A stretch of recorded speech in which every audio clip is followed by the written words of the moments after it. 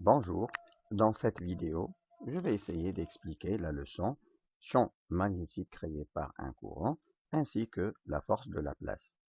Commençons par le champ magnétique créé par un conducteur filiforme, c'est-à-dire qui se présente sous forme d'un fil droit.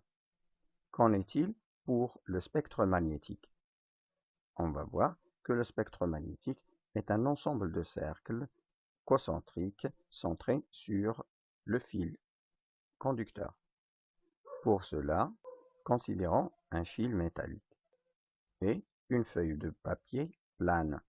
On saupoudre cette feuille de papier par de la limaille de fer, c'est-à-dire la poudre de fer.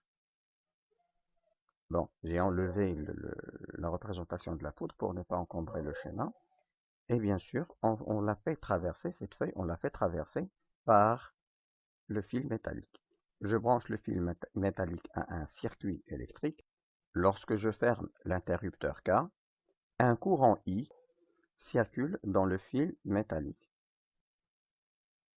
Aussitôt, la limaille de fer s'organise sous forme de cercles concentriques, c'est-à-dire ils ont le même centre, centrés sur le fil métallique.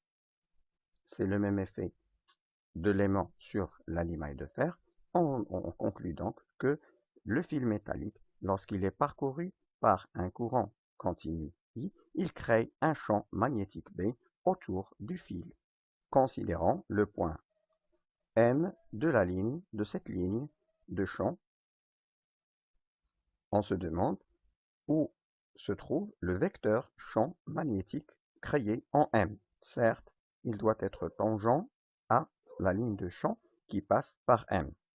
Donc, il nous reste à définir son sens.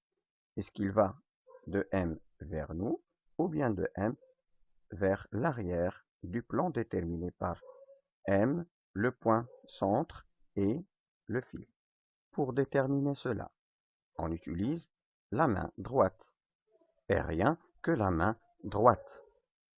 Le pouce doit être bien écarté et on va la poser sur le fil, comme ça, de telle manière que la paume regarde la main, regarde le point M. Le pouce, quant à lui, va nous indiquer le sens du champ magnétique créé par le fil au point M. Donc, le champ B sera celui-ci, au point M. Il ne faut pas oublier que le courant électrique doit entrer du bas de la main et sortir des doigts de la main. Avec celle-ci, le pouce bien écarté et sa paume pointée ou bien regarde vers le point M. Considérons maintenant le point N. On veut déterminer le sens, la direction du champ B en ce point.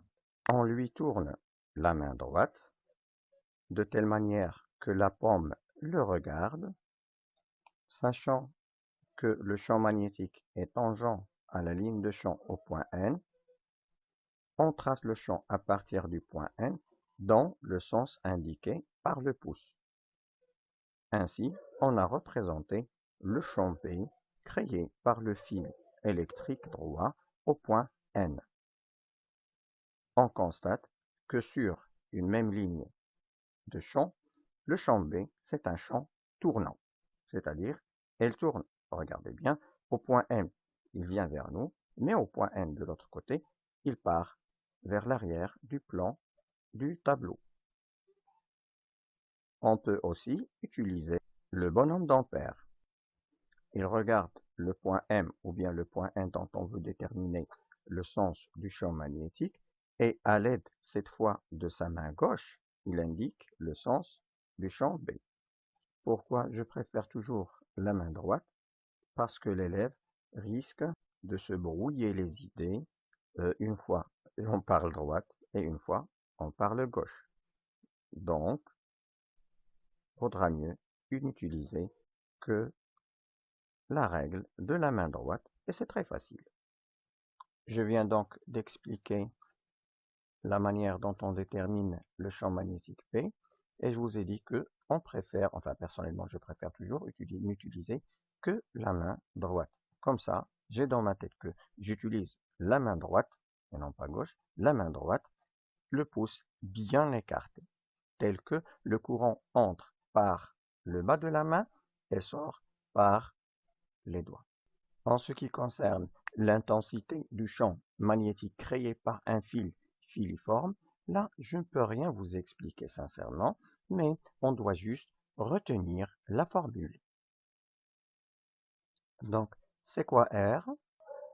C'est la distance entre le point M sur lequel on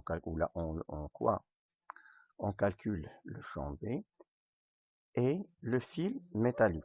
Ou bien tout simplement, c'est le rayon de la ligne de champ qui est circulaire. Remarquez bien que lorsque R augmente, l'intensité de champ doit diminuer. En se rapprochant du fil, c'est-à-dire R diminue, en se rapprochant du fil, l'intensité du champ magnétique augmente. μ0, c'est une constante, sa valeur est 4π 10 à la puissance moins 7 en système international. μ0 est appelé permittivité magnétique du vide.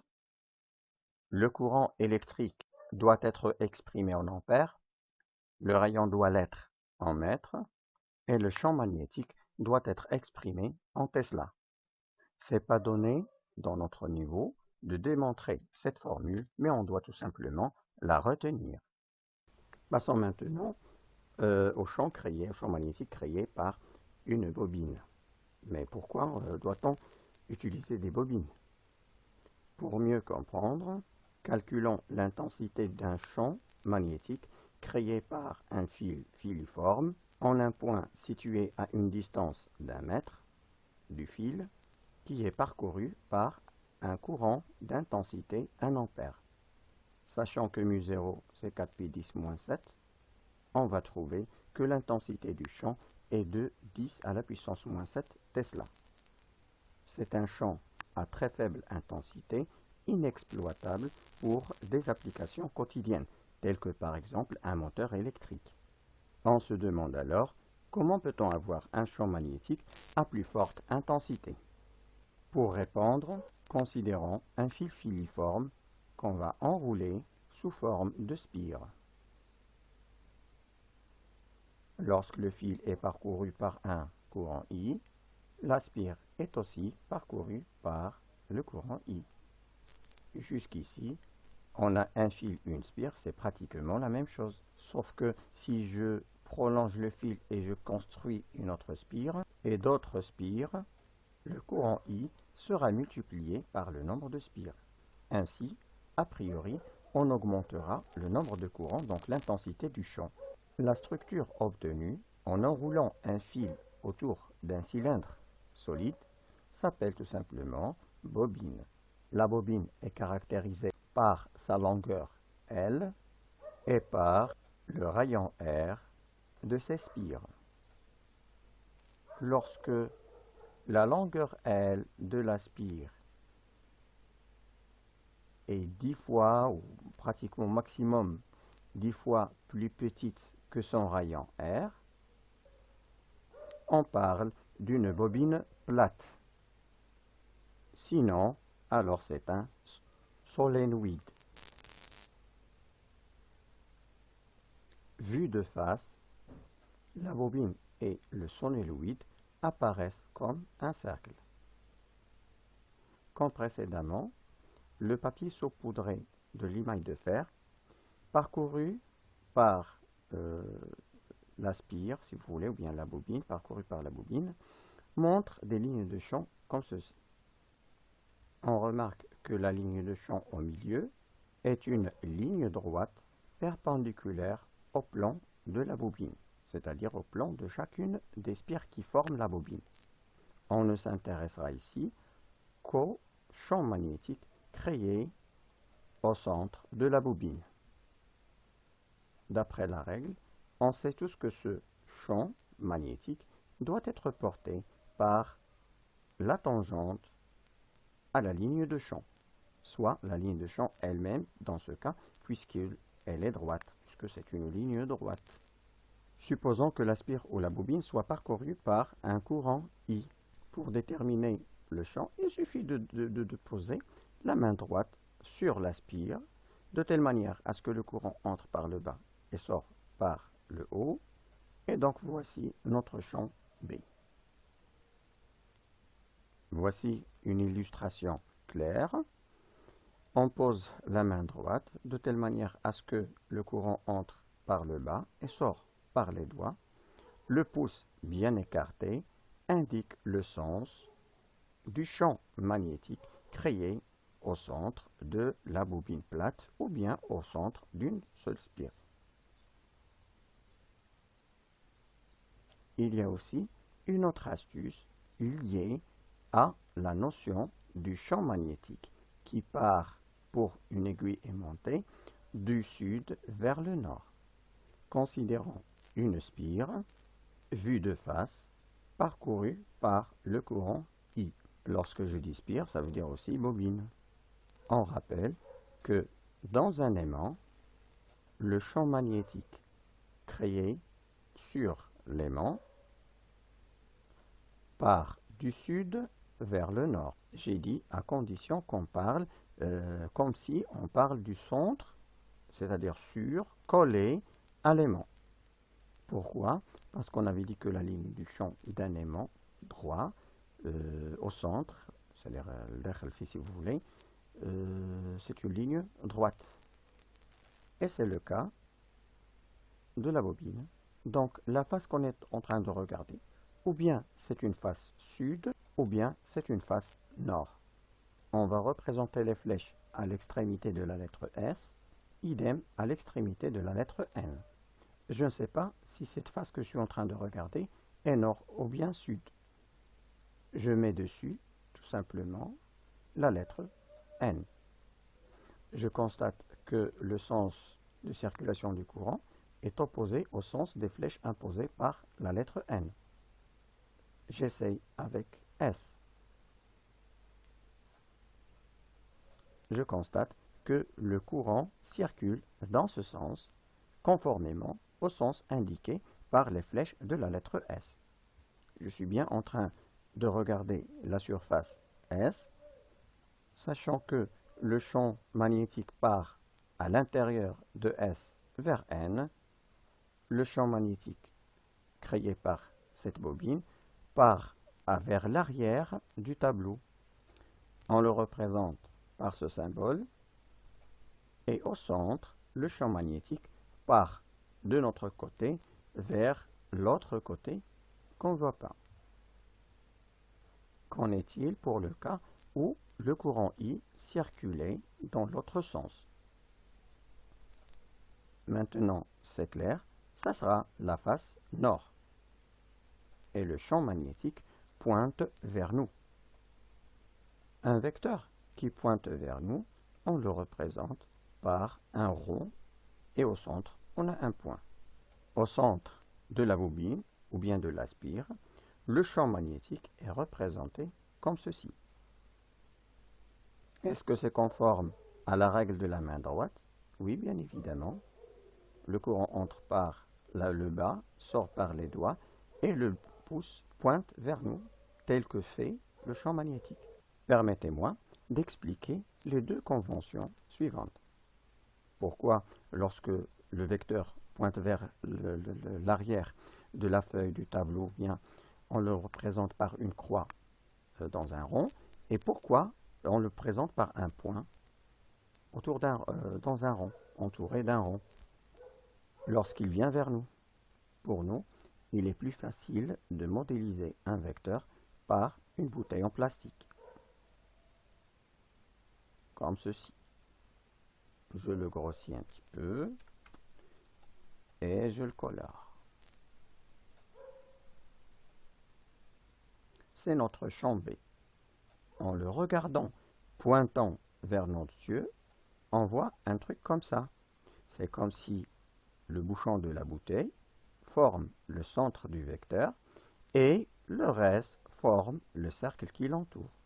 Je représente donc le champ magnétique comme ceci, lorsqu'il vient vers nous.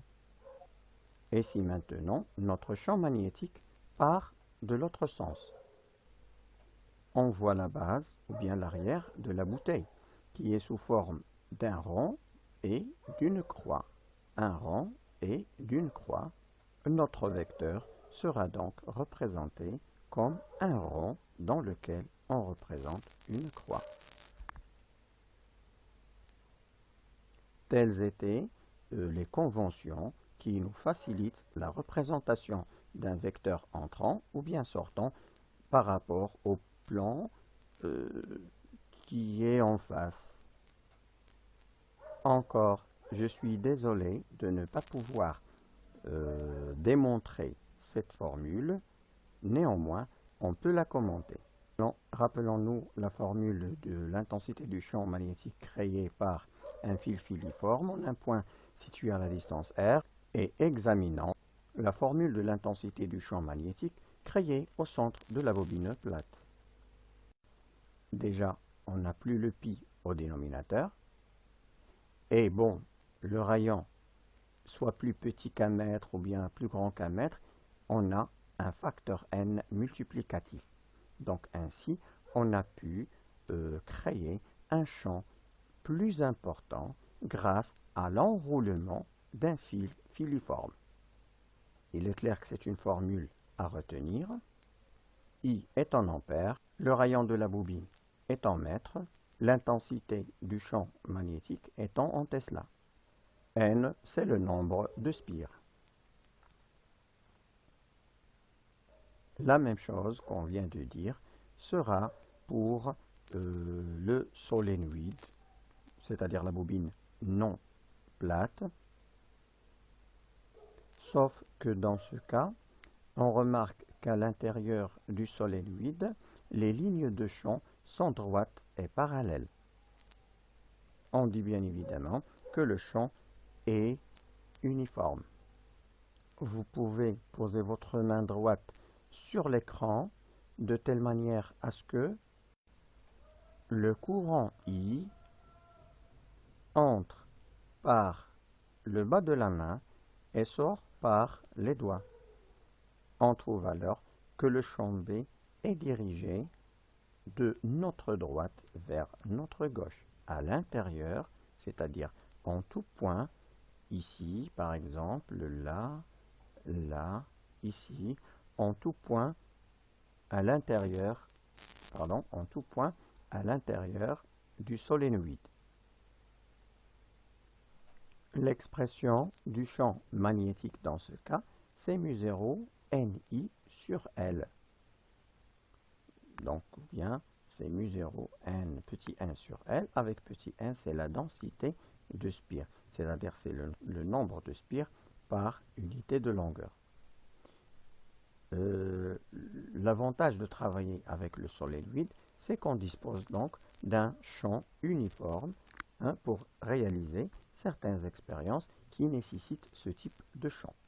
On peut même augmenter jusqu'à par exemple 100 fois l'intensité du champ magnétique en rajoutant un noyau de fer. C'est-à-dire, on prend un morceau de fer et on enroule dessus un fil conducteur, bien sûr gainé, c'est-à-dire isolé. Dans ce cas, on a un solénoïde avec un noyau de fer. Voilà, on est arrivé à la loi de Laplace qui nous permettra de calculer l'intensité de ce qu'on appelle la force de Laplace. La force de Laplace, c'est une force magnétique qui agit sur un circuit parcouru par un courant électrique. Partons vers une petite aventure mathématique et discutons un petit peu le produit scalaire entre deux vecteurs A et B. Puisque alpha appartient à R, on dit que c'est un produit scalaire. En effet, les nombres réels ou autres, c'est-à-dire les éléments d'un espace ou bien d'un ensemble sur lequel on bâtit l'espace des vecteurs, s'appelle souvent scalaire. À votre avis, comment sera le produit vectoriel? On le note comme ceci, extérieur, chapeau si vous voulez, A vectoriel B égale C. Maintenant, le résultat de produit de deux vecteurs est aussi un vecteur. C'est pour cela qu'on l'appelle produit vectoriel. Supposons que ceci soit le vecteur A et celui-là le vecteur B. Que ça soit ici ou là, on peut toujours translater un vecteur dans l'espace blanc. Tout d'abord, il faut savoir que le vecteur C doit être à la fois perpendiculaire à A et perpendiculaire à B. Donc, il doit être perpendiculaire au plan formé par les deux vecteurs. C'est-à-dire qu'il doit être perpendiculaire au plan du tableau. Pour déterminer maintenant le sens, je dois faire tourner le bouchon de la bouteille dans le sens conforme, le sens bhal, dans le sens conforme à ceci. C'est-à-dire je ramène le vecteur A vers le vecteur B autour du point d'intersection binatum, de telle manière à voir est-ce que le bouchon, lorsque je le tourne comme ceci, va se fermer, c'est-à-dire il va s'éloigner de moi, ou bien il va se rapprocher de moi. Vous essayez. On constate dans ce cas que le bouchon, lorsque je fais tourner le sens, le bouchon entre, donc la bouteille se ferme. Le vecteur C est donc un vecteur entrant, il s'éloigne de nous, on le représente par un rond dans lequel il y a une croix, comme est-ce qu'on l'avait déjà vu. Si vous ne l'avez pas compris, il suffit de reprendre la vidéo 2 ou 3 fois.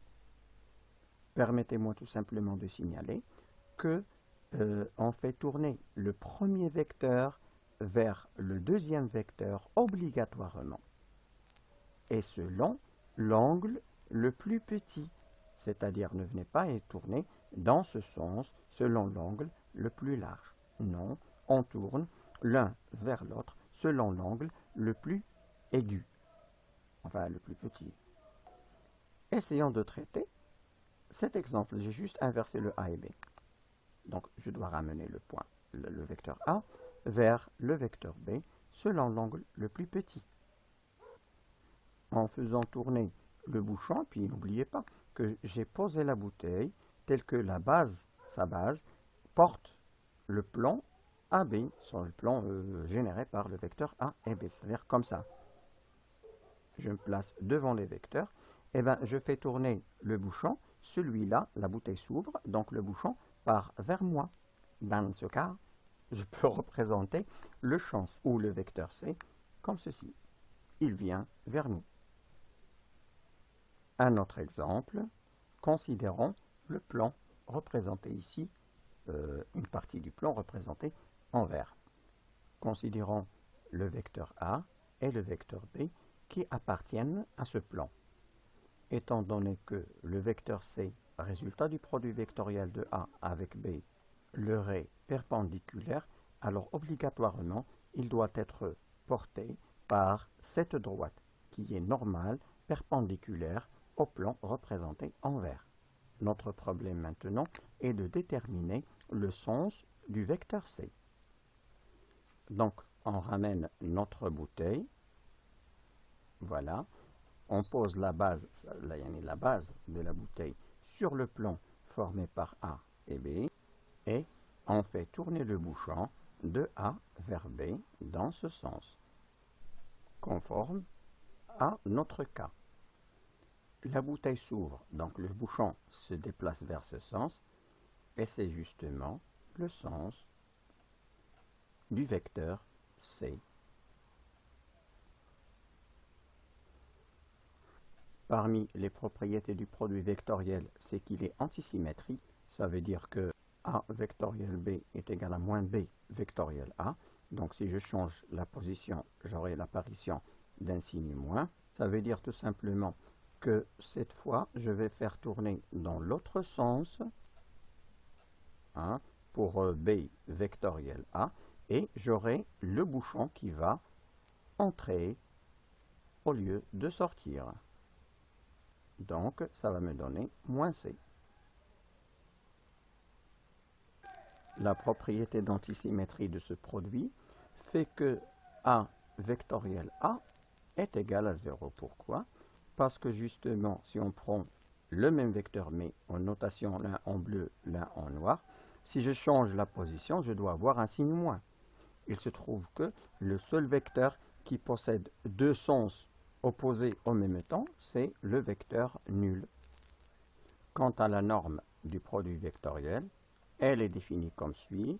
La norme de A vectoriel B, c'est la norme de A fois la norme de B multipliée par sinus AB.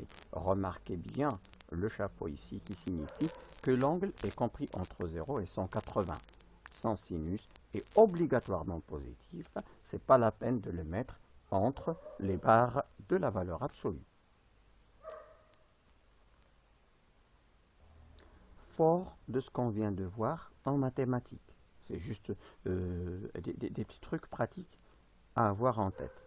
On peut s'attaquer, on peut s'attaquer à la force de la place, selon laquelle si j'ai un conducteur de longueur L parcouru par un courant électrique I, plongé dans un champ magnétique B, a priori uniforme, puisqu'on va travailler rien qu'avec les champs uniformes, alors ce fil métallique, ce fil conducteur, va subir une force magnétique dite force de la place, dont les caractéristiques sont données par I, vecteur L, vectoriel B.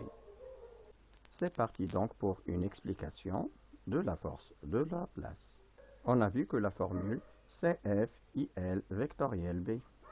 Je vais donc considérer un barreau métallique que je vais faire parcourir par un courant I. J'apporte la première raie et la deuxième. Donc, ça sera des rails où va rouler ce barreau conducteur. En liant ces structures, ces rails et la barre, en les liant à un générateur, l'ensemble, enfin le circuit fermé, sera ceci. Donc, le courant électrique ne passera pas dans cette partie-là, ni dans les parties excédentes de la barre. Donc, je vais dire que L est la longueur du barreau qui sera parcouru par le courant I.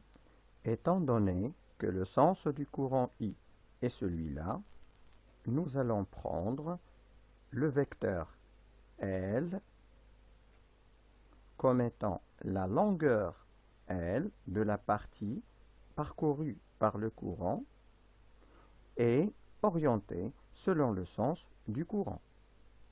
Pour ne pas alourdir le schéma, j'ai coloré la barre en blanc et j'ai fait la translation du vecteur L. Notre source du champ magnétique sera un aimant en U, assez large pour contenir toute la longueur L. Dans ce cas, le champ magnétique est un champ uniforme qui part du pôle nord vers le pôle sud dans l'entrefer de l'aimant. C'est-à-dire, dans toute cette zone, j'ai un champ magnétique B qui possède les mêmes propriétés, même sens, même direction et même intensité. Revenons à notre dispositif préalable et mettons-y l'aimant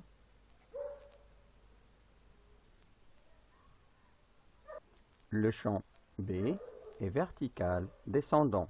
Dans ce cas, je peux aussi translater ce vecteur-ci, ici, comme ça.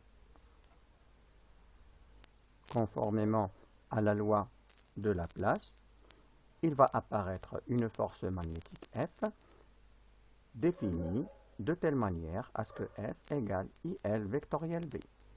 En utilisant la règle du bouchon, L vectoriel B, ça doit ramener la barre vers le creux de l'aimant. Comment doit-on représenter la force? On repère le centre d'inertie de la barre et on y représente la force F dite de Lorentz. On voit donc que sous l'action de la force F, la barre se déplace comme ceci. Que va-t-il se passer si maintenant on inverse l'aimant? Le champ magnétique verra son sens s'inverser. Le vecteur L n'étant pas affecté, puisque on n'a pas changé le sens du courant. En utilisant la règle du bouchon, L vectoriel B, c'est un vecteur qui se dirige dans ce sens. Ainsi, la force F sera celle-là. Ainsi, la barre va se déplacer vers l'extérieur de l'aimant, comme ceci.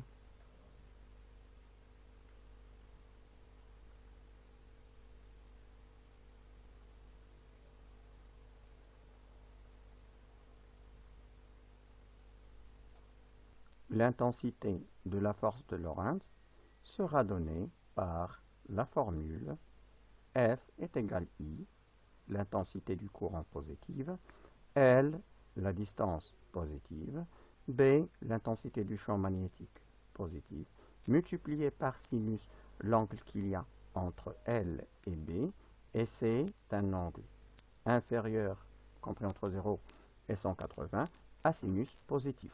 Donc ce n'est pas la peine de mettre de valeur absolue nulle part. Ici, l'intensité est en newton, l'intensité du courant est en ampères, la longueur L est en mètres. Quant au champ B, il est exprimé en Tesla.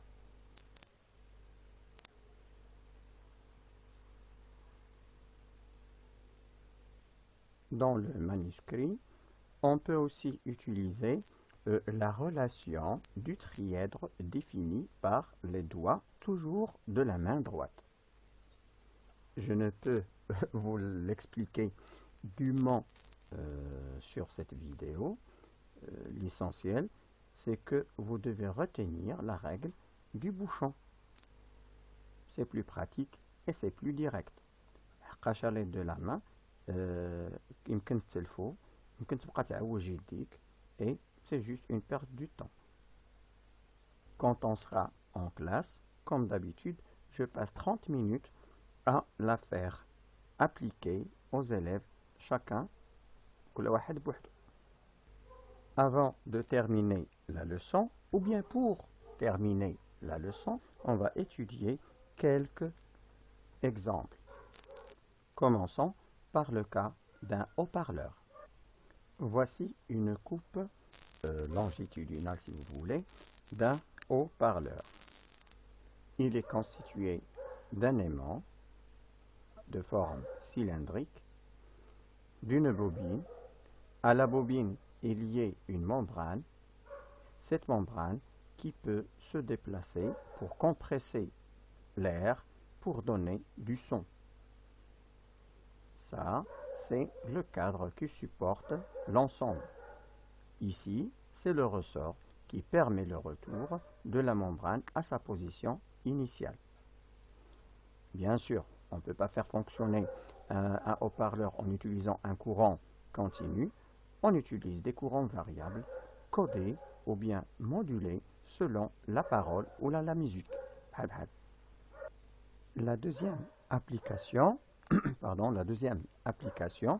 est le moteur électrique à courant continu. Expliquer le fonctionnement d'un moteur à courant continu, on va le simplifier.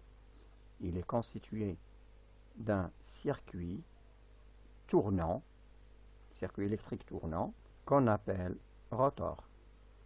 L'aimant fixe qui ne bouge pas, on l'appelle stator. Ces quasi demi-cylindres forment ce qu'on appelle collecteur.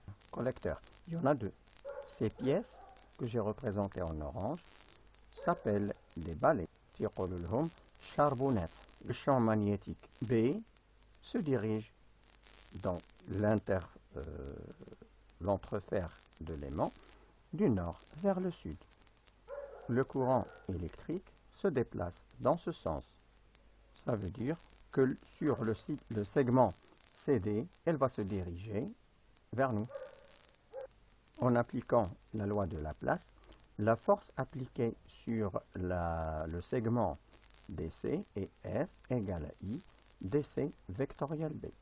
Remarquez que j'ai utilisé le vecteur DC orienté selon le sens de circulation du courant. En utilisant la règle du bouchon, je peux représenter la force F qui s'applique magnétique qui s'applique sur le segment DC. Sur le segment opposé, il y a une force semblable, mais dans l'autre sens, le sens opposé, et qui bien sûr s'applique sur cette partie. On a donc un couple de forces magnétiques appliquées sur le rotor et qui le fait tourner sur l'axe ici en pointillé. À quoi sert cette petite ouverture? Lorsque les balais arrivent à l'ouverture, le courant n'existe plus. Ainsi, on peut inverser après le sens du courant dans le segment CD pour perpétrer le mouvement, pour que le mouvement continue sans arrêt, enfin jusqu'à interruption du courant.